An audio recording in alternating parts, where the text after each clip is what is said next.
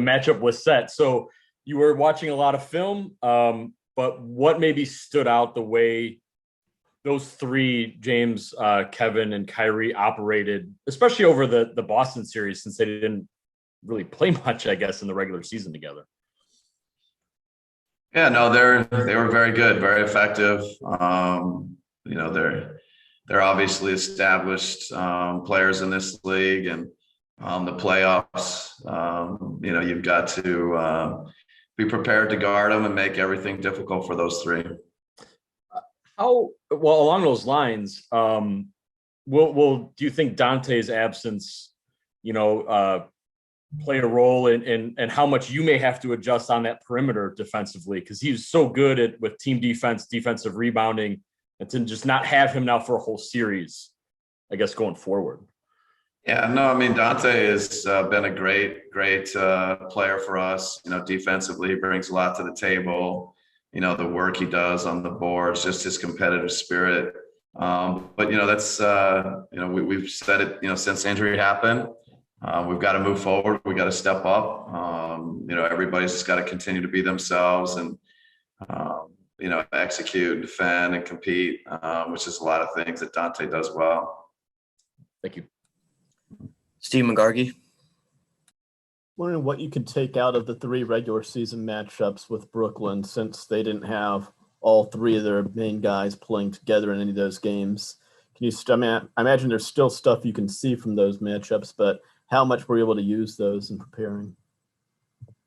Yeah, no, I mean, I think fortunately we've seen, two of them, and never three at the same time, but a ton of, good footage and, opportunities to just kind of look and see, where hopefully we can get better, and, what we want to do defensively, what we want to do offensively. I think the early season game was maybe one of Harden's first, if not his first games with the team. So, they're always growing and evolving, just like every team. But certainly, to look at clips of guarding Harden, clips of guarding Durant, clips of guarding Irving, and it's all part of the process. Brian Lewis with the New York Post. Hey, Mike. I was just curious, how much stock, I guess, do you put then in experience with a trio or a group together? I mean, is there a way to quantify how valuable that is, both on your end where you're running it back, several years in a row, versus on their end where they've got 200 minutes in the regular season and 5 games in the postseason? Yeah, I mean, I think ideally, most players, most coaches would, like to be with a group that they've got significant experiences with, and, kind of know and understand each other. But, there's been changes to our roster from year to year, and including from year 2 to year 3. And, these three guys haven't played a ton of minutes together, but at the same time, they're elite level players getting great coaching. To some degree, I'm sure they're coaching their teammates, they're talking with each other, they understand each other. So in an ideal world, you get as much of that as you can, but at the end of the day, you just got to go play, and teams and players figure it out. Stephen Watson. Hey, Bud.